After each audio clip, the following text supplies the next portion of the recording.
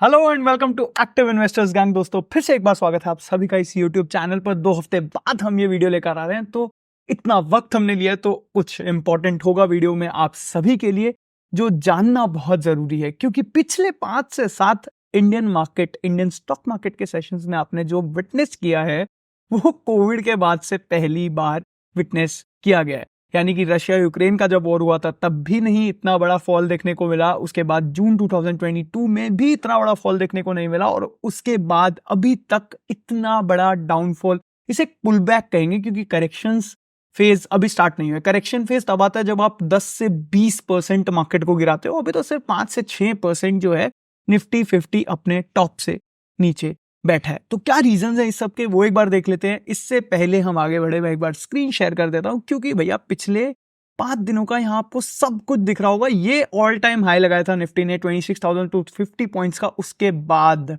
आप देख सकते हैं कि 26,277 का हाई नेक्स्ट डे लगा था, फिर 26,178 पे बंद हुआ, फिर 25,810 पे बंद हुआ, फिर हल्का सा ग्रीन डोजी कैंडल बना, फिर उसके बाद आप देख सकते हैं 25,250, 25,014 और फिर 25,000 को भी ब्रीच कर गया ये लेवल। और फाइनली जो ये सेटलमेंट हुई है वो हुई है 24,800 के आसपास। यहां पर दिखा रहा है 24,795, यहां दिखा रहा है 24,819।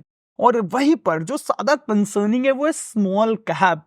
आप देखिए कि इसकी हालत बेचारे की तब से पतली है, मतलब I think Iran Israel start भी नहीं हुआ था उससे पहले से स्मॉल कैप काफी ज्यादा बुरी हालत में दिख रहा है। ये फॉल देखिए आप एक बार, आज का इतना लंबा रेड कैंडल बना है स्मॉल कैप में कि ये थोड़ा सा डरावना है। मतलब जहां आपका निफ्टी 50 इंडेक्स 5 से 6% नीचे बैठा है, वहीं पर आपका स्मॉल कैप इंडेक्स लगभग 8-9% करेक्ट हो चुका है या फिर पुल बैक आ चुका है, क्योंकि बहुत ही ज्यादा ओवर वैल्यूड टेरिटरी में इंडियन मार्केट ट्रेड कर रहा था। और उसके बाद जब कोई भी ऐसा इवेंट आता है तो इन्वेस्टर्स को बहाना चाहिए होता है। यूजुअली मैं अपने टेलीग्राम चैनल पर जो हम डेली फंडामेंटल एनालिसिस करते हैं उसमें मैंने बोला था कि सितंबर का महीना यूजुअली ग्लोबल मार्केट्स के लिए खराब रहता है। लेकिन हुआ क्या कि सितंबर के महीने में तो फॉरेन इन्वेस्टर्स ने 35,000 करोड़ रुपीस की बाइंग की और आपके जो निफ्टी के इंडेक्स को 26,250 पॉइंट्स पर पहुंचा दिया। लेकिन आपको पता है पिछले 5 सेशंस में जो फॉरेन इन्वेस्टर्स ने सेलिंग की है ना, वो 37,000 करोड़ की, 35 से 37,000 करोड़ की सेलिंग ऑलरेडी फॉरेन इन्वेस्टर्स कर चुके हैं। इनफैक्ट जब निफ्टी ने ऑल टाइम हाई लगाया था तो एफटीएसी एक इंडेक्स है, उसकी रीशफलिंग की वजह से जो है काफी सारा जो इनफ्लो है इंडियन मार्केट में आया भी था। लगभग 14,000 करोड़ रुपीस एक दिन में फॉरेन इन्वेस्टर्स की तरफ से इंडियन मार्केट में आए थे, लेकिन उसके बाद वो सारा निकल कर जा चुका है। जो छोटे जो लेवरेज पोजीशन के साथ फॉरेन इन्वेस्टर्स इंडियन मार्केट में बैठे थे उन सब ने यहां से पोर्टफोलियो खाली किया है या फिर यहां से जो है वो डाइल्यूशन की है, कॉन्सेंट्रेशन को घटाया है। और कहां शिफ्ट किया है वो हम बताएंगे आपको, जिसका नाम है चाइना और हांगकांग के मार्केट। तो चाइना देखो, अब सबसे बड़ा रीजन है यही है। आप ईरान इजराइल बोल लो या फिर मिडल ईस्ट की टेंशन बोल लो या हेजबोला का अटैक बोल लो, जो भी बोल लो, मतलब आई होप कि आप सबने न्यूज पढ़ी होगी जो भी चल रहा है कि इजराइल ने हिजबोला के कमांडर को मारा, फिर ईरान ने इजराइल पर मिसाइल्स गिराई, और तब से ये एस्केलेशन चल ही रहा है। दोनों इधर नेतन्याहू स्टेटमेंट्स दे रहे हैं कि हम वापस रिटेलिएट करेंगे, ईरान कह रहे हैं हम भी नहीं रुकेंगे। तो मतलब उस चक्कर में क्रूड ऑयल के प्राइसेस बढ़ रहे हैं। और आपको क्या लगता है क्रूड ऑयल के प्राइसेस क्या $100 से ऊपर ब्रीच नहीं किए? करे हैं पिछले 2 साल में क्रूड ऑयल $100 के ऊपर भी गया है, लेकिन मार्केट इस तरह से डाउनवर्ड स्पाइरल में नहीं देखने को मिला। ये इसलिए हो रहा है क्योंकि फॉरेन इन्वेस्टर्स जो बैठे थे इंडियन मार्केट में वो चाइनीज मार्केट में जा रहे हैं। और चाइनीज मार्केट का जो मैंने पिछला डेटा पढ़ा था ना, वो था कि $13 बिलियन, आई थिंक थर्सडे को ये डेटा मैंने पिछले पढ़ा था। आज 7 अक्टूबर को मैं ये वीडियो शूट कर रहा हूं, आज भी मार्केट बुरी तरह से गिरा है। लगभग 24,700 के आसपास आ गया था निफ्टी लोवेस्ट पे। लेकिन हाँ, चाइनीज मार्केट में $13 बिलियन फॉरेन इन्वेस्टर्स से इनफ्लो आ चुका है। और फिलहाल आप देखोगे ना कि चाइनीज मार्केट में एक हफ्ते से हॉलीडेज चल रहे हैं और कल चाइनीज मार्केट वापस खुलने वाली है। ये तो 1 वीक का रिटर्न है 22%। और अभी भी जो बड़े बड़े बैंक्स है वो ये बोल रहे हैं कि Chinese market still has space to grow.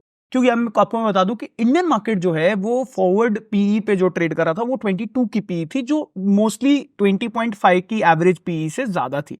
जबकि चाइनीज मार्केट की जो एवरेज पी रहती है वो 11 से 12 रहती है, और चाइनीज मार्केट ट्रेड कर रहा था 10 की प्राइस टू इक्विटी रेशो पे, यानी कि अंडर वैल्यूड था चाइनीज मार्केट। और चाइना की गवर्नमेंट ने बहुत बड़ा फिस्कल स्टिमुलस दिया है। मतलब 1.07 ट्रिलियन डॉलर्स का फिस्कल स्टिमुलस अपनी इकोनॉमी को स्ट्रेंथन करने के लिए चाइनीज गवर्नमेंट ने दिया है। और चाइनीज गवर्नमेंट, चाइना के साथ सबसे बड़ा प्रॉब्लम क्या हो रहा है ना, डिमांड का बहुत बड़ा प्रॉब्लम हो रहा है। आप देखोगे कि चाइना बहुत सारी चीजें बाहर डंप कर रहा है फिलहाल।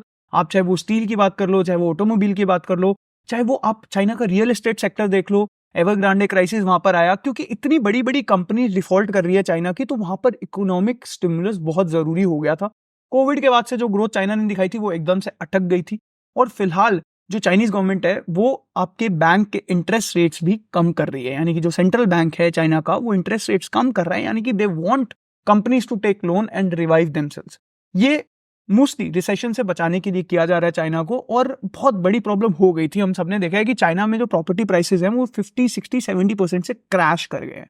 मैं ऑक्यूपेंसी रेट्स पढ़ रहा था चाइना के फिलहाल, तो चाइना के घर खाली पड़े हैं। तो मतलब ये सारी बातें हैं जो मैंने आपको बतानी थी कि चाइनीज मार्केट में जो इन्फ्लो हो रहा है फॉरेन इन्वेस्टर्स का, जो इंडियन मार्केट से पैसा निकल के वो चाइनीज मार्केट में जा रहा है, दैट इज वन। ठीक है। सेकंड, स्मॉल कैप और मिड कैप तो भैया बहुत ही forward price to equity ratio पे ट्रेड कर रहे थे, यानी कि लार्ज कैप यानी कि ब्रॉडर जो आप निफ्टी 50 इंडेक्स है जो 22 की प्राइस टू इक्विटी रेशो पे लगभग ट्रेड कर रहा था, अब स्मॉल कैप और मिड कैप देखोगे वो तो 5 ईयर अर्निंग, फॉरवर्ड अर्निंग की प्राइस टू इक्विटी रेशो पे ट्रेड कर रहे थे। तो मतलब वो तो और ज्यादा ओवर वैल्यूड थे अपने जो ब्रॉडर इंडेक्स है उससे।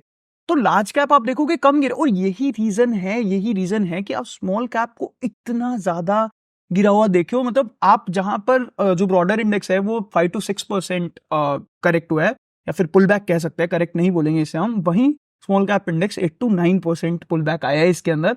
और अभी भी और रूम है करेक्शन का। तो आपको सजेशन ये है, यानी कि एक्टिव इन्वेस्टर्स गैंग, आपका एक्टिव होने का फायदा ये है कि आप अपने पोर्टफोलियो को इन चेक रख पाओ।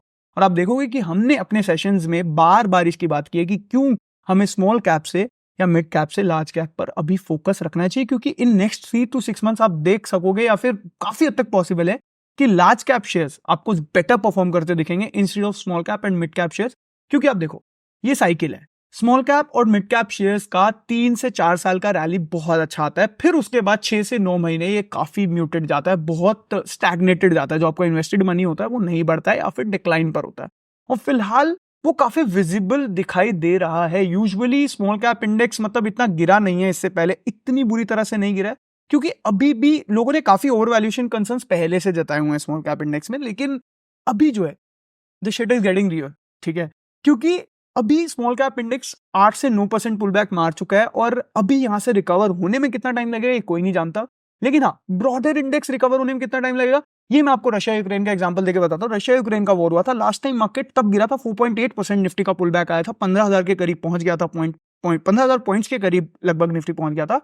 2 हफ्ते लगे थे निफ्टी को, 2 हफ्ते लगे थे 15,000 से 17,000 की वो रैली, 15,000 से 17,000 का वो मोमेंटम, वो पॉइंट्स अचीव करने में। क्योंकि वॉर सिचुएशंस देखो आप, वॉर सिचुएशंस एक तरह से मार्केट को पुल बैक कर सकती हैं, लेकिन ऐसा नहीं है कि आपका निफ्टी भी 20,000 पे आकर खत्म हो जाएगा। नहीं, 20,000 नहीं आएगा निफ्टी। जो भी बोल रहे हैं कि 18,000 आएगा, 20,000 आएगा, 22,000 आएगा, आप आज की मार्केट में भी देखोगे ना, तो अगर मैं निफ्टी की बात करूं तो आज की मार्केट में भी एक गैप अप ओपनिंग हुई थी। ठीक है, वो गैप अप ओपनिंग नहीं, वहां पर बेयर्स ने फ्रेश पोजीशंस बनाई हैं ऊपर, फिर उसके बाद मार्केट वापस स्पाइरल होकर नीचे गिरा। लेकिन आपके लिए जानना जरूरी है कि आप ये देखो कितना सारा पैसा इंडियन लोगों का म्यूचुअल फंड्स के थ्रू, एसआईपी के थ्रू इक्विटी मार्केट में इनडायरेक्टली आ रहा है। आपको पता है म्यूचुअल फंड्स में इक्विटी स्कीम्स का कितना बड़ा कंट्रीब्यूशन है, जो करीब 40 से 42% हुआ करता था 4-5 साल पहले, वो फिलहाल 62 to 65% है। People are willing to take more risk and invest in Indian equities because they have more faith in Indian equities.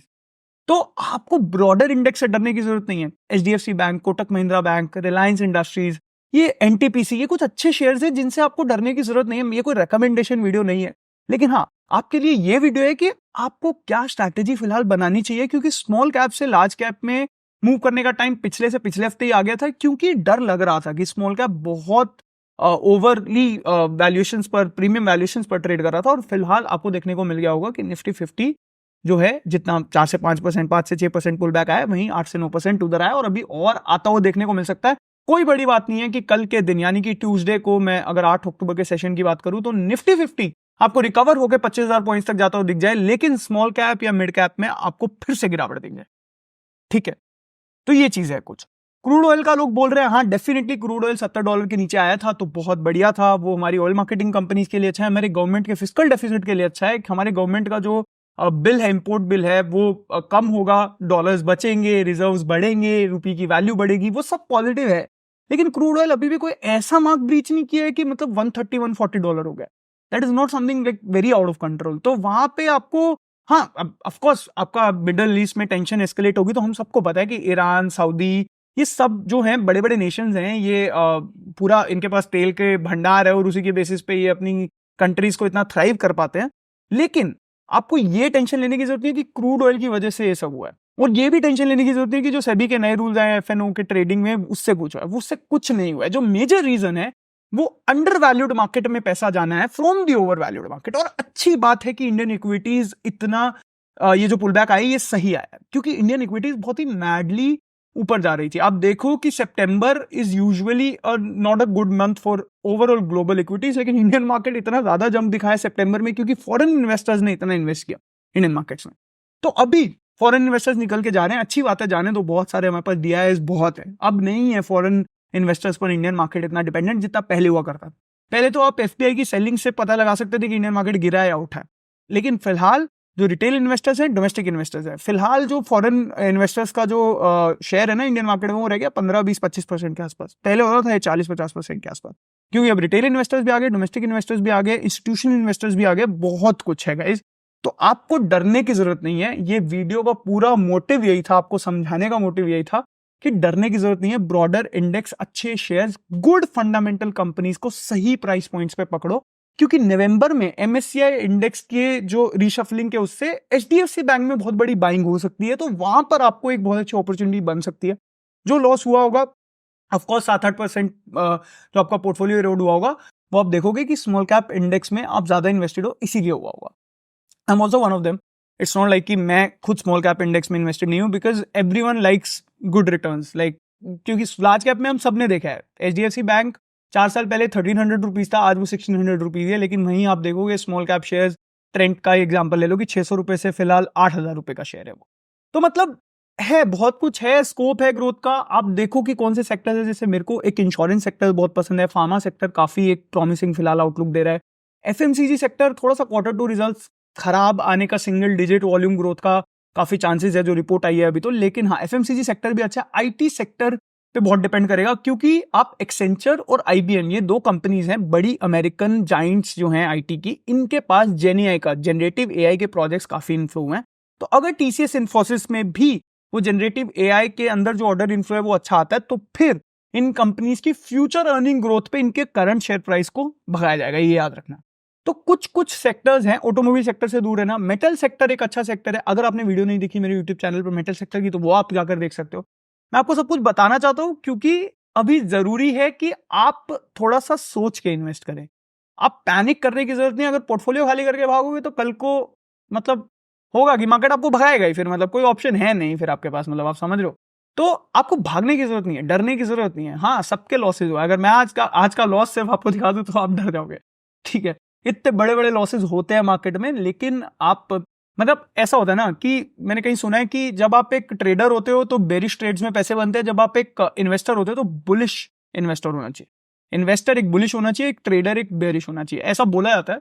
मतलब फिलहाल तो खैर बुलिश लाइक बेरिश ट्रेडर्स भी बहुत फंसे हैं पिछले कुछ टाइम में, क्योंकि उनके एसएल्स ऐसे हिट हुए, स्टॉप लॉस अगर कोई ट्रेडिंग करता है यहाँ पे तो उन्हें पता होगा। बट हाँ, लेकिन आपको वरी लेने की जरूरत नहीं है, चिंता लेने की जरूरत नहीं है। मेन जो फैक्टर है वो यही है कि चाइना में इन्वेस्टमेंट जा रही है और जाएंगी भाई, क्योंकि चाइनीज इकोनॉमी अभी भी बहुत स्ट्रांग है। कैसे आप कह सकते हो कि चाइना में इतना बड़ा स्केल ऑफ प्रोडक्शन है, इतनी बड़ी कंट्री है, इतनी एडवांस्ड कंट्री है, इंडिया से बहुत एडवांस कंट्री है चाइना। तो उनकी भी वो भी चाहेगी कि हमारी इकोनॉमी 5-6% से ग्रो करे, और पिछले साल भी चाइना की इकोनॉमी 4-4.5% से ग्रो की है, और अब की बार भी वो स्टिमुलस इसीलिए दिया गया ताकि जो ये रियल एस्टेट क्राइसिस है, ये जो डिमांड क्राइसिस है, और ये जो उनकी पॉपुलेशन का एक बहुत बड़ा प्रॉब्लम है चाइना में, जो कि बूढ़ी हो रही है उनकी पॉपुलेशन, जो यंगर जनरेशन है वो कम होती जा रही है, तो वो एक ये इतनी सारी प्रॉब्लम्स हैं चाइना में देखो। लेकिन चाइना कहीं ना कहीं से रिकवर कर लेगा, भले वो कम्युनिस्ट देश हो, कितना ही सर्वेलेंस में रहता हो, कितना ही खराब देश हो, लेकिन चाइना इकोनॉमिकली फाइनेंशियली काफी ज्यादा स्ट्रांग है और बहुत बड़ी इकोनॉमी है, सेकंड लार्जेस्ट इकोनॉमी है। और चाइना के रिवाइवल से कहीं ना कहीं इंडिया पर भी अच्छा असर आएगा, लेकिन फिलहाल ओवर वैल्यूड टेरिटरी में थी इंडियन मार्केट, ये हमको समझना चाहिए, और एक अच्छा जो इन्वेस्टर होगा वो इसे समझेगा और परेशान नहीं होगा। खैर, आज के लिए इतना ही है इस वीडियो में। बाकी आपको अगर टेलीग्राम कोर्स ज्वाइन करना है, कोर्स तो नहीं है खैर, हम वहां पर डेली बात करते हैं कि क्या फंडामेंटल अपडेट डेली मार्केट में हो सकते हैं, क्या अपॉर्चुनिटी बन सकती हैं, थोड़ी बहुत जो होता है गाइड करने की मैं कोशिश करता हूँ, not in the daily market, but yes you can keep your portfolio in check by joining that Telegram channel, it has a minimal fee to it, तो आप उसको देख सकते हैं, चेकआउट कर सकते हैं, लिंक आपको डिस्क्रिप्शन में मिल जाएगा, और प्लीज चैनल को सब्सक्राइब कर लीजिए अगर आपने नहीं किया तो। और ऐसी वीडियोस जल्द ही मैं लेकर आऊंगा, जोमेटो स्विगी के आईपीओ पर भी, एनटीपीसी ग्रीन के आईपीओ पर भी एक वीडियो आएगी, और काफी सारी और वीडियोस प्लान है आप सबके लिए, and I try to be more regular than the last 2 weeks. तो थैंक यू सो मच, मिलते हैं नेक्स्ट वीडियो में, बहुत बहुत शुक्रिया।